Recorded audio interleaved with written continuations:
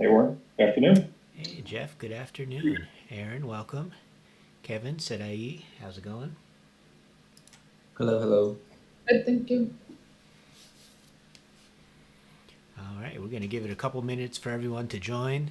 Um, During demos, I like to have cameras on if you can, so anyone who's willing and able, please turn the cameras on, like Miss Sadai over here.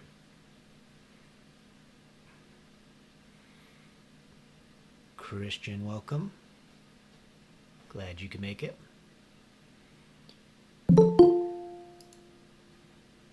Mr. Brett, glad to see you. San Juana, welcome.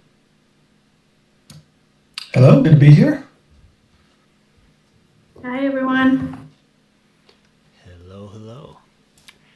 Um, so it's been a couple weeks. We've made a lot of good progress with the teams. Um, I think we've been working on a couple different things. So we have the web app that the team's been building. We also took a bit of a detour into React land. So some teams will be showing a little bit of some React component work, which is it was kind of cool.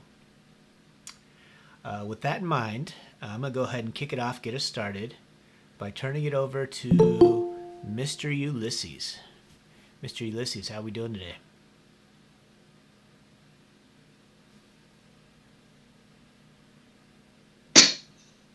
Hey, how are you? Uh, my internet's been acting up. Hopefully, this goes according to plan. Let me just show my screen real quick. What I've been working on. Just give me a minute.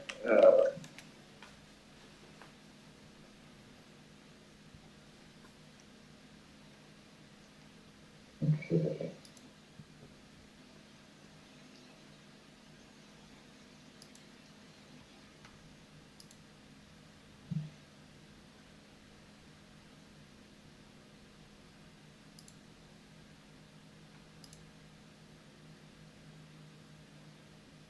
Can you see my screen? Yes, yes, sir. That looks like a great Jira board, is what that looks like to me. Yeah. So this coming weeks, we're supposed to work on our CRUD for our data table. So basically, we just needed to make sure that whatever we're trying to create, we could be able to like uh, create an object and then be able to like relate it, connect it to our database. So we had to like create some like some code for it to like connect to the four parts of CRUD, which is like create, delete, read, and update. And as you can see, we're basically managed through, and we actually did it this time. Now going to the code. For that to be a thing, we needed to make sure we need to make a connection to our HTML template to our controllers, which our controllers is like basically like the essence of the code that will connect the database with what we're trying to make it work. So we need to like create four parts, like the create, read, update, and delete. Um, Basically, we need to like request um, information from the user and make it so that we could like post it onto like a web page. Is that a question from someone? Yes, Mr. Ulysses, what is the database used, and can you discuss the data model? Whose question was that? That's from Mr. Jeff Gutierrez. Okay. Yeah, we use the PG admin, as you can see right here. We right now it's not updated up, but essentially we created like different tables for each of our objects, and our objects are like since our project is related to like an RPG game, so we needed like create a data table for like each object. One of our objects was like a character, but every character is a different type of race. So, for example, um, like this shadow elf. would be an example of a character or an NPC. I'm actually just gonna end up showing what we actually did because I forgot to run it. Oh. Okay. So I'm gonna run the application so we can create the data tables. If there's like no information in the database, so we'll just create some empty data tables for each object we're trying to create stuff for it to, as we get this Spring application going.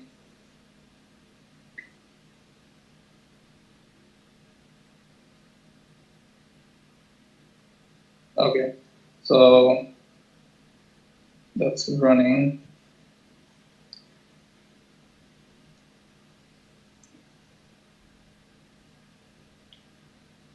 So it took us a minute to like get stuff like started up because we were struggling a lot, and we prioritized our task on functionality over like how clean it looks or how pretty it looks. So bear with us if it looks a little bit like clunky or wonky, whatever. So for like an NPC, we'll like give it some aspects of like, let's say, call it villager. We give it 19 L O stamina. And the thing is, what this will do is it will create that villager object, which would be, it will display its info. So what we did with our controller right here is that we use the JPA repository where this controller in itself will connect it to a database. So right here, this code right here will post that information into the database. So if everything's working correctly, we'll see that information onto the database, to its own table. Since we have like, it'll be in the NPC, we'll view data, and voila, like its information's right there. But that's not the only thing we're working on, because we're also working on like the other parts of CRUD, which will be like if you can read a specific ID of that specific character, it will like get that information. So I'm just gonna copy this information real quick, specific ID. And we'll do the same process. So let's see, this time we're gonna like look for that specific, and its information should be there. All right, and then we're gonna try to update it. So to update, we would change the URL to update form / its ID, because in our controller, I know it's a lot of back and forth, my bad, but we have it set up so that this is the value we'll be typing in after the object of like that we're trying to request map to, which would be the NPC. And since for the update part, we're trying to get that information from what we already have from the data table, we're going to get that information. And after we get that information, we'll then have the user be given the option to then post a new information onto that object we just retrieved, and so it can update the information.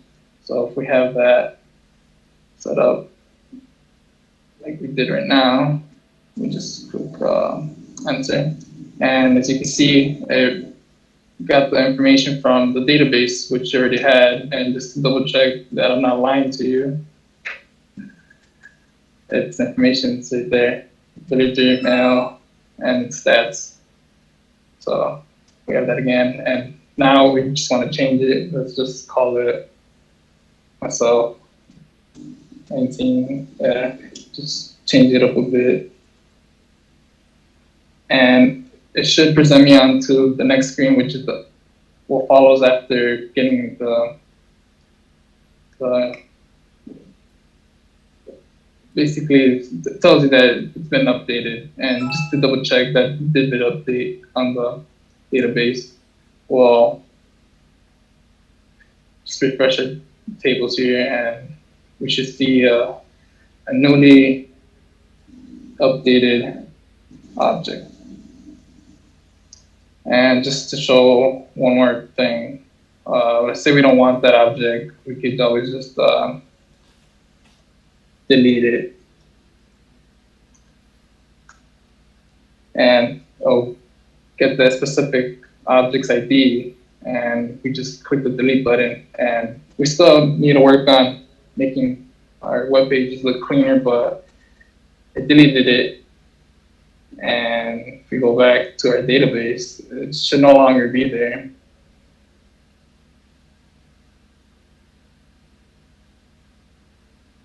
So yeah, it's no longer there. So, and it's all thanks to our code that we had here. We had a controller that would like get the information, which would like post or retrieve information and update. And we had to create like and update our HTML file so we can really connect to the controller for that to happen. And yeah, that's pretty much it, what we've been working on. Our next mission is to make stuff look cleaner. But yeah. All right, great job, Mr. Ulysses and team. Can you tell me what are some of the unique challenges you encountered this week while putting this together? Yeah, one of the challenges last minute was like a weird bug because for one of our controllers, we like it's like for choice, like we use an object from like a class like called scenario for response. So like we don't use the generic string, integer, or Boolean data type. We use the data type of like the response class, and that kind of threw our code off a bit because it wouldn't really like update or even create a choice object. It would always just give us like the same information, which would be like null. So one workaround was to implement in our controller right here for choice for it to like have a response variable. So we can connect to that, and the only way for this to work would be so that we create like response variables beforehand. So just a quick demonstration of what we did was that we made it so that instead of like you inputting information, it will just show you like a drop-down menu of like the type of information you can select for that choice. But first we need to create responses. So like just I'm just gonna create some random response objects.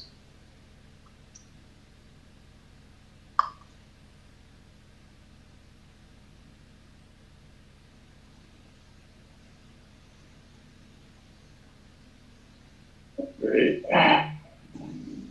And just update here.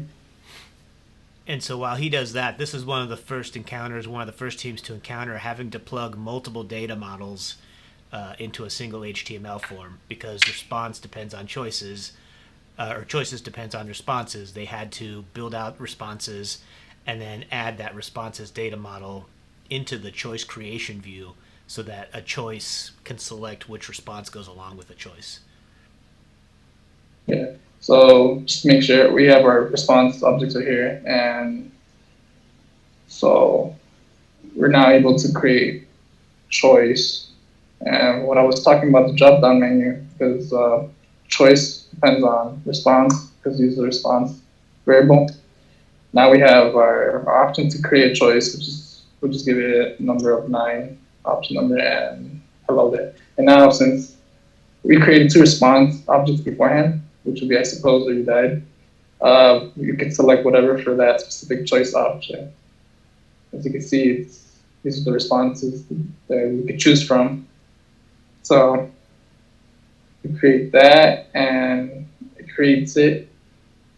Doesn't for its table doesn't necessarily show that response, but more like the ID of the response object. What am I doing? Okay, sorry.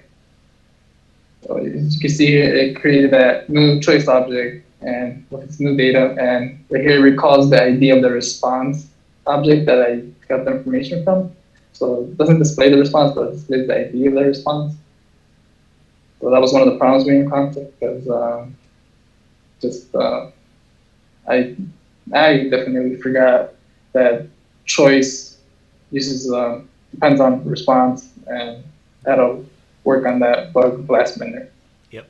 So that was one of the problems we had.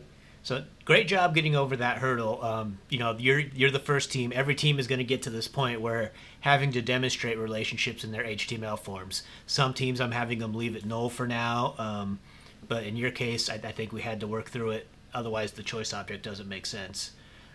So this is a great job of demonstrating the choice object and the relationship to the response object. I don't know if you noticed, Sarai was paying real close attention when you demonstrated that. She leaned into her screen and said, "That's cool." So I didn't notice that. great job there, Ulysses. That was kind of a more advanced topic, and you jumped ahead there and knocked it out of the park. So great work. Thank you. All Kinda had right. to. What's that? I kind of had to. All right, Mr. Armani, you're up next. Tell me what your team's been working on. All right. Give me 1 second.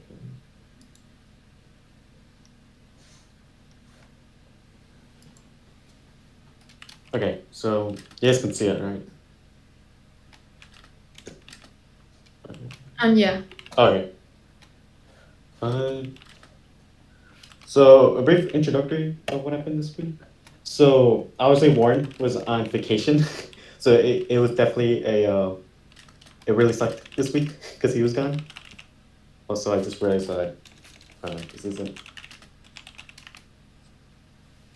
All right, there's that beautiful face.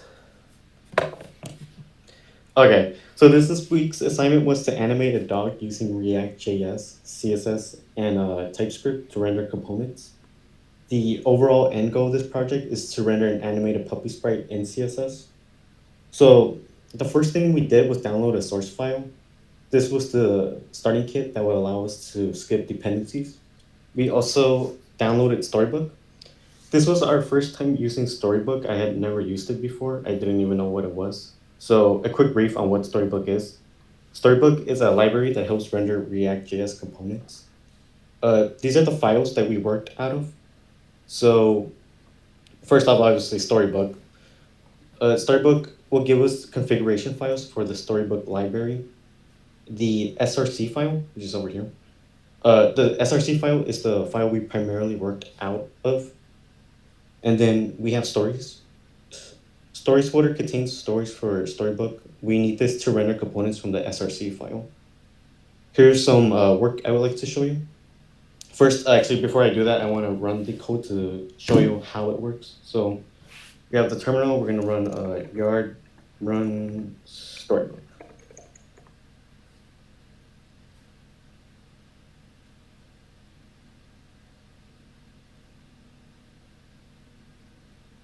So the main goal was to animate the puppy. We just did this because just for the heck of it. It's supposed to be a Doom sprite from Doom 64, which is back around 19 something. But this is the puppy sprite.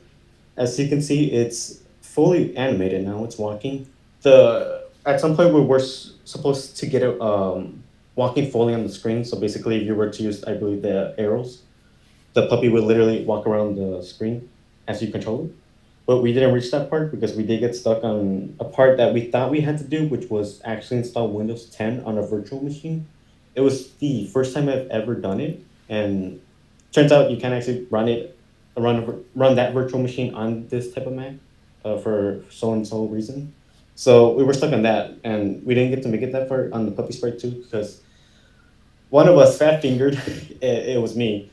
We basically couldn't even get the puppy image to render because I forgot to change the. I think I have the file here. It was one of the PX files. I don't know how to. Yeah, it had to do with one of these. I completely fat fingered and forgot to put the P, I believe, and that got us stuck for quite some time, for like a few hours, before thankfully Warren saved us from ourselves. more for me specifically. But the first folder I would like to show you guys is the let's see. Okay, so Juju Sprite component. So we have the interface child. Uh, oops. Okay. The first folder, the interface child, contains a single property of type string. Every object that inherits the child interface will be expected to include a name property. So as you can see, it's right over here, the child interface name type string. And then when we send over here to Juju Sprite component stories.tsx, as you can see, since we have Julian over here, which is Warren's son, by the way, it's going to allow us to put in our name.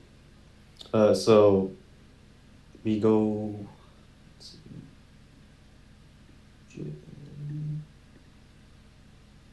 So we have my name is supposed to be showing Armani. I'm not sure why it's not showing it, but we also added a color font and we added bold to the how we display the font.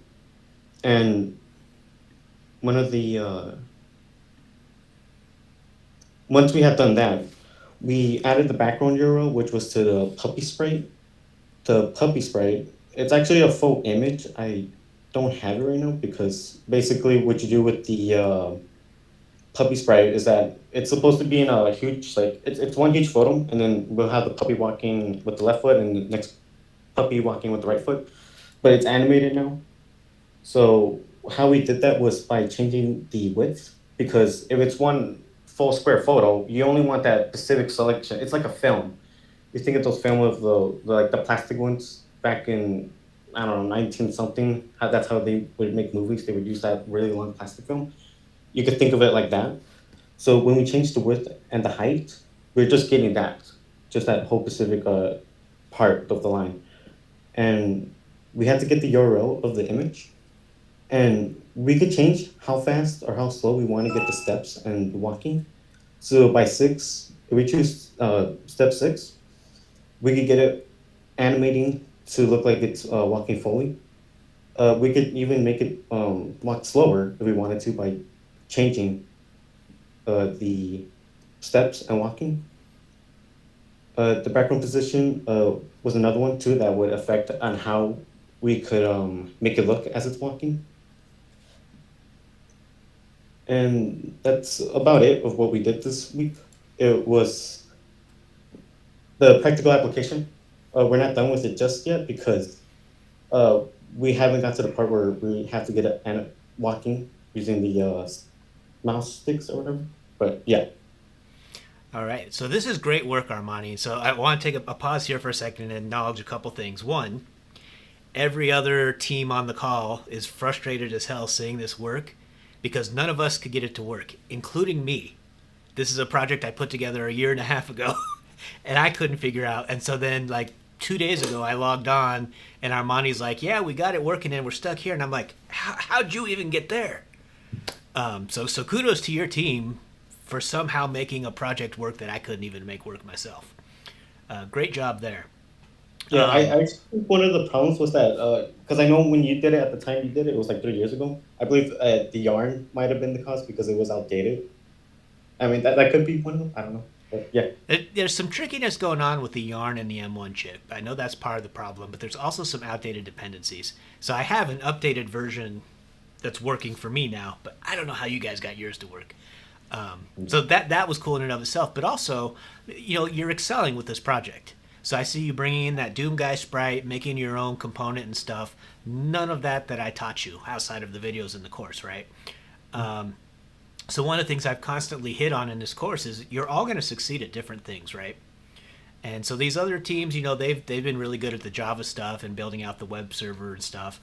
But your team is just killing it with this React.js component stuff, aren't you? You're in there like changing things, modifying things, and really pushing beyond what I put out there in the curriculum, and that's great. So I honestly was pleasantly surprised when I logged in and we see this puppy being animated and the steps being followed. Really, really, really amazing work this week. So give you and your teammates a pat on the back. It's looking great. Thank you. Absolutely. All right, we're gonna move on to Miss Sedai. Sedai, how's it going? I'm good, thank you. I'll be presenting for Teenage Mutant Ninja Turtles.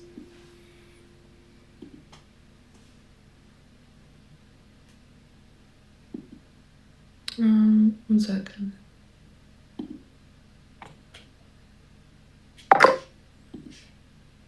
I'm gonna be right back. It's not letting me record until I quit it. One second.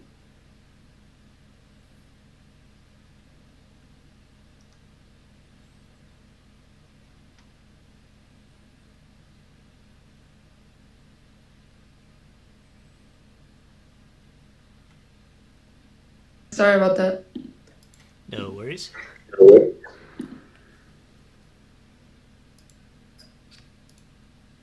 Okay, so first of all, this was our JIRA board for this week.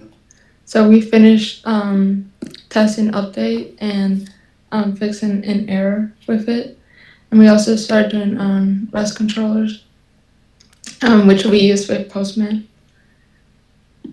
And now I'm gonna show you what we have accomplished, like for the web.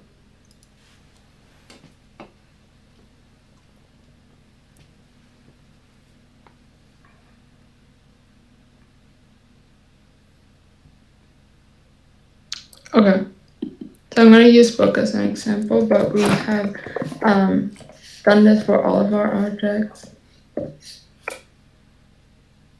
So this is the create form, and my teammate Josh demonstrated this in the previous demonstration we had. So I'm just gonna do this.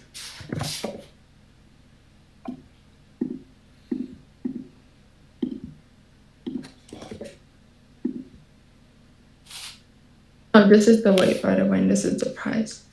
We need to find some way to demonstrate that. But this is creating it. I'm just gonna refresh it to create more of them. And you can see we have it saved on PG admin.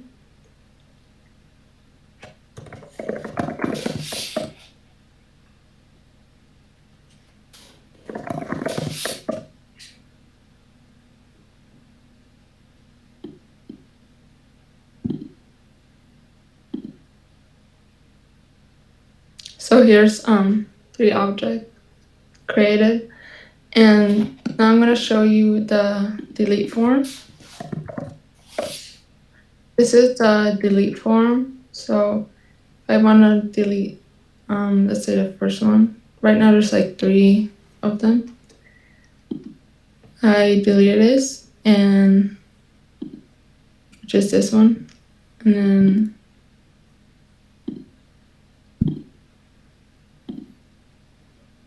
if you see, it's deleted here. And now I'm going to show you update. So update takes in the ID, excuse me, the ID of an object. I'm just going to copy this. And it, like, the information of it appears. And then, for example, I'm going to change the price to $20. And here it is. And if I go back here,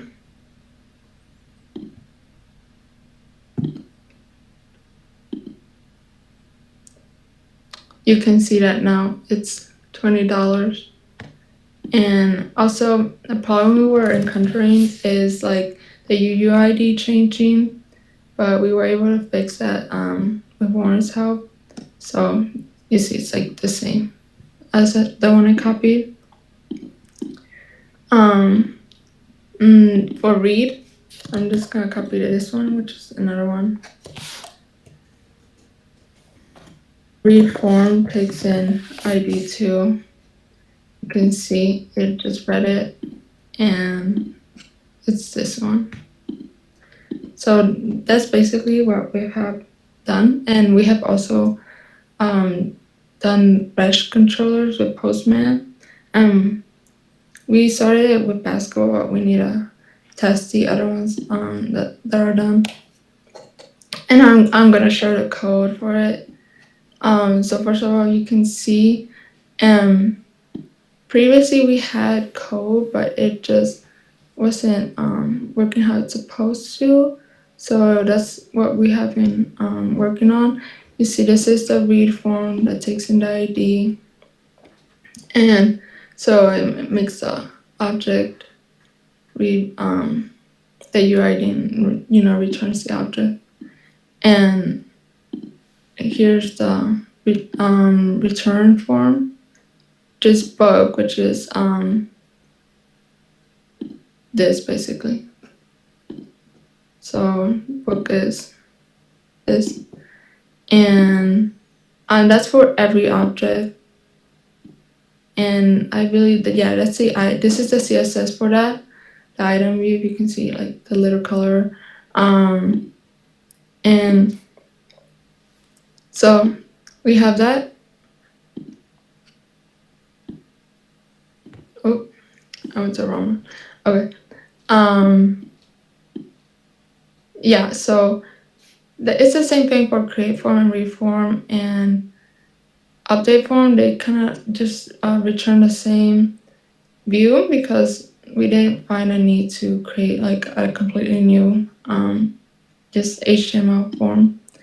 And then here's the delete form.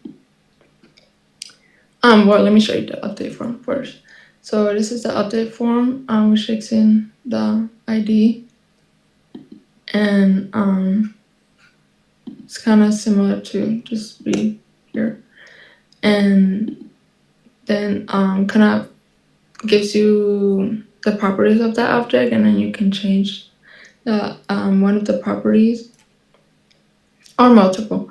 And we use a create form for this one too, and so we were encountering a problem with the ID and it's saving as a completely new object, but Warren helped us and he told us that this will be fixed by basically passing in the ID to the HTML form but hidden from the user. So that was able to fix that problem. And for the create form, the CSS is this one, which is kind of longer. And so yeah, that's for update. And then here there's the delete form, which just deletes the object. And yeah. And here's like the delete form I had shown you with the red delete buttons, and then this is the item delete. So the item delete is like, it's this, which I don't know if you remember. So when I go to delete something, it's this. So that's pretty neat because it's not like a completely new view. And so we have this. For deleting it, this is the HTML, and each of them have some properties written, and respective properties. And this is the delete CSS. I don't know if I mentioned that already. And we also did REST controllers recently that I mentioned. So here it is for all the objects. And also we had kind of done the repos, but they weren't really working well. So Warren helped us just get new code for it. And so these are, I think it's called GPA repositories. I think, yeah. So there's also that, and it's one for each object and for the fundamental object store item. and then read and delete for, each object too. Because you see, it's kind of different because of this. So yeah, that's basically what we did. And yeah, that's it. All right, great work, Seneca. So that delete form, that was a surprise to me. I hadn't seen that UI before. That looks really great. Did you all write that CSS yourselves? No. I got it online. No, that's good. That's perfectly acceptable answer. Copy and paste is a huge part of our job, especially when it comes to UI. I used to be great at UI, and then I gave up and started stealing from other people who were better at UI than I am. Yeah. So perfectly valid. That looks really slick. And one of the secrets here that Sadai kind of touched on, we did write our first Ajax handler. So, create, update, and read, those are all full cycle request response entire web pages.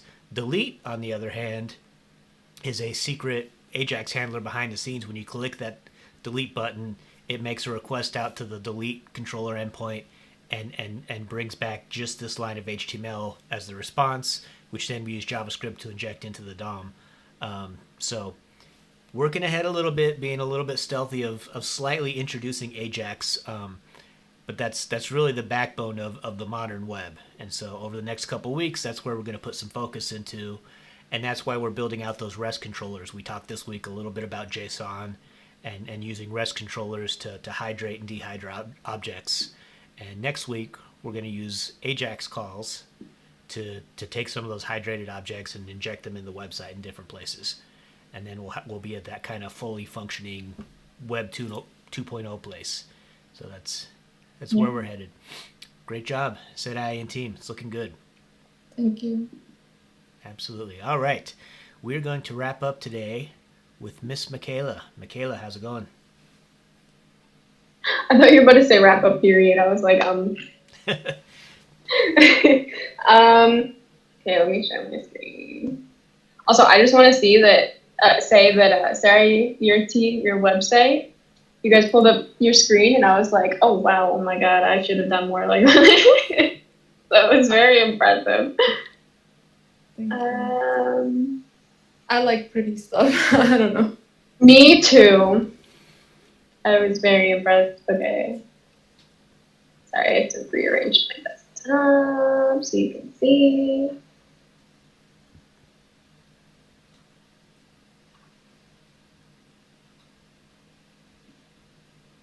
Okay.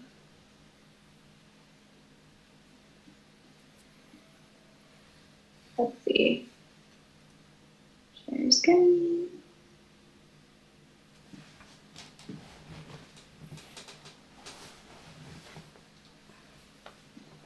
Oh, this doesn't work.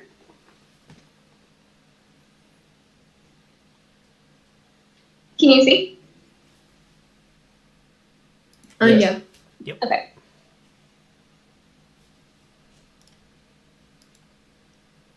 Okay. So the last time that we demoed, we didn't have all our CRUD stuff finished. And it also didn't look very nice. So this is our new create form. Since we're doing a Pokemon game, we kind of wanted to go with the 8-bit theme. So we found this really cute reference website.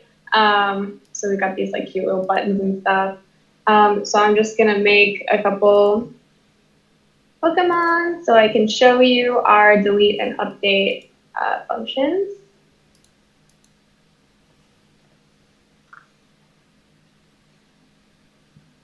There's a lot of stuff to fill out, okay. So then it gives you this little message and it tells you all the stats that you put in.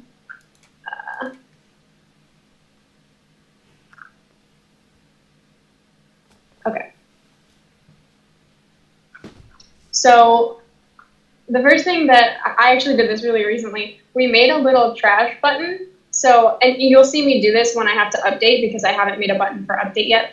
But usually you have to go in here and see how this says create form. You have to change that to delete form and then update form. So I'm lazy, so I didn't want to do that. So I made a button that has a little trash can, and when you click on it, it takes you to a page, and these buttons are each Pokemon that you have in your database. So then when I click on it, it'll tell me that I successfully deleted the Pokemon, and I go here, let's refresh.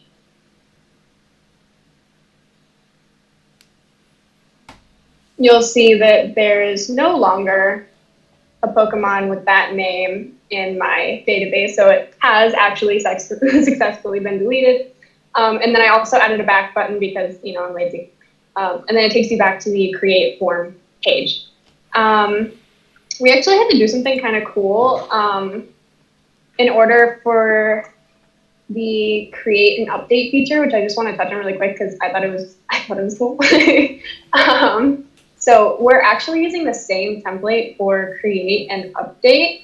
And basically, the difference is here.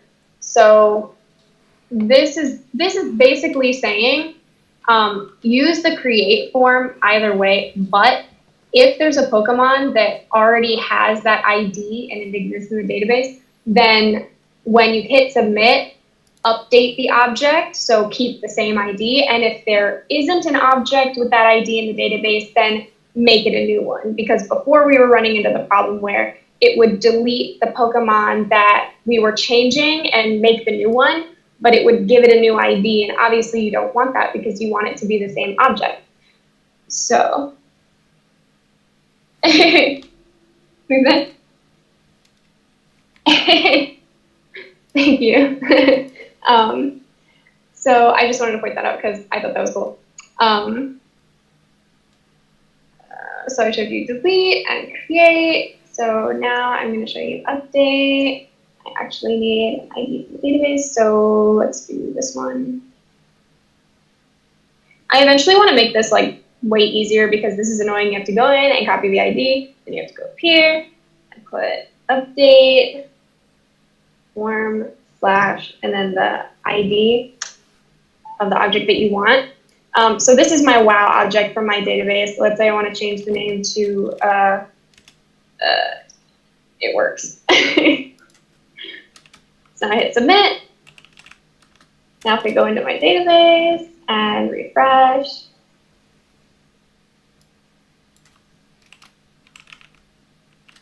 you'll see that now instead of its name being WoW, its name is it works. And then you can do that with any object. And I eventually want to make this easier for the user. So instead of having to type an update form and then go into the database and find the ID, I want to do something similar to delete, where this on-click action tells it this button is connected to this specific object. So when I click on the button, I'm referencing that object with that specific ID. But that's a lot of work, so I haven't done it yet. And then, oh, okay, REST controllers. Warren actually talked about this for a second earlier. Let me open Visual Studio. So here's our Pokemon controller. It's got a lot of stuff in it. And this is what makes the read, update, create, that's what makes all this work. Here's an example of a REST controller. This is for plant. And you're like, okay, that's nice, Michaela, but like, what is a REST controller? Don't worry, I've got you. So here, and I'm gonna explain. This probably looks like nothing right now, but so if I go into the code, I have a JSON file which has these attributes, which you need to make a plant. So then I go in here, and I've already done this, as you can see, but I pasted it into here, and then I just fill it in. So I want the color to be green. I want it to be true that it does have leaves. And then when I hit send, I get this in response. So this is just confirming that the computer recognizes that the Boolean is true. It gives it an ID and puts it into the database. And you're like, okay, but why would we want to use a REST controller over a regular controller? What's actually the difference? Here's the difference. So let's say you have a car and you want to get said car from point A to point B. Cars are really heavy. If you're not allowed to drive it and you have to like push the car or pull the car or whatever, it's going to take forever. It's going to take like days. So what we do is we hit the car with a ray gun, and we turn the car into a little cube like this. So what we can do is put that cube in our pocket and simply walk from point A to point B. So now something that's taken, hours or days to do will only take you 5 minutes. But we don't want a cube at point B, we want a car. So what we do is put water on the cube and poof, it turns back into the car. I don't know if any of you have seen the movie Megamind, but that's the connection I made in my head. He has a gun that zaps things. So like if I were to zap a car, he calls it like a dehydrated cube. It turns into a small cube, and then once you pour water on it, it turns back into the object that you originally zapped. Yes. Yeah. So it's obviously way easier to carry a little cube you can fit in your pocket rather than, a big old car. So in terms of data, that's basically saying that the amount of information that the computer has to transfer is significantly less and therefore more efficient. It's hard to process lots of data and easier to process small amounts of data. So what it does is it takes this and it turns it into a cube. It sends it over here and it goes through like all of this stuff depending on what I wanted it to do. And then it sends it back as a cube and you get this. So like you still get to see the stuff, but it's not as much information. It's not as hard on the, it takes less processing power, I guess. If that makes sense. So that's kind of what we worked on this week, turning all of our controllers into REST controllers. And you may be like, why did Warren make us write these controllers if we were just going to turn them into REST controllers? And it's because he's mean. I'm just kidding. It's because he wanted us to see that all this work can be simplified and made more efficient, which I don't think we really would have understood how important it is or like how much more efficient it would be if we didn't go through and do all that first. But still, that's salty that we went through all that work just to change it. That's what we have so far. All right. Great job, Michaela. Part of it might be because I'm mean, and full disclosure. No, it's and I appreciate you building out the curriculum that I'm going to use for the next class. I'm totally going to steal that. Please send that immediately. No, that was really great work. That presentation was spot on. The dehydrating and rehydrating of objects, as Jeff pointed out. Really kind of an important concept to grasp. Your website looks amazing. Your understanding of REST controllers is great. So really good work from Team 1 as well. Awesome job. All right, so that's the 4 team demos. Before we go, I want to talk about awards for the week. So this week, my theme is personal courage. And I think I've picked some individuals who have demonstrated personal courage in their own ways. For us, personal courage can be something like asking for help or saying you're not getting enough education, and then reaching out and saying, hey, I need you as an instructor to pick it up and help me out more. Personal courage can be, hey, my teammate's going through some personal issues. Maybe not give him so much grief this week. Like, it takes courage to say stuff like that, right? When you're talking to authority figures, there's always this worry of, oh, what's going to happen if I speak this way? So being able to have those candid conversations, because they are necessary, right? We have to have that back and forth. That takes personal courage. Personal courage is sometimes embracing new things, helping out new team members, bringing them onto the team, because it takes a little extra work. You have to sacrifice a little bit of yourself.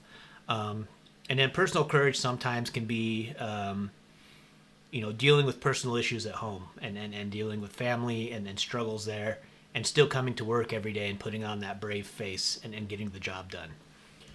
And so with that in mind, I'm going to show our awards here. Give me 1 second. Can everyone see my screen?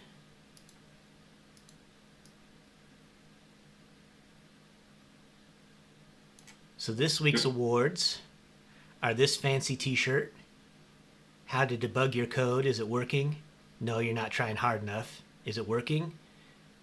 No. Was it working before? No. Are you kidding? Is it working? Did you screw it up? Yes. Fix it. Is it working? No. Yes, you did. You're just in denial. Fix it. Start over. So that's how we debug our code, right? Also, if you're going to be an engineer, it's all about your sticker game. So we're going to send this 50 sticker pack as well. And this week's awards go to Ulysses, Michaela, Gaddafi, Armani, and Serai for demonstrating personal courage over the course of your work for the last couple weeks.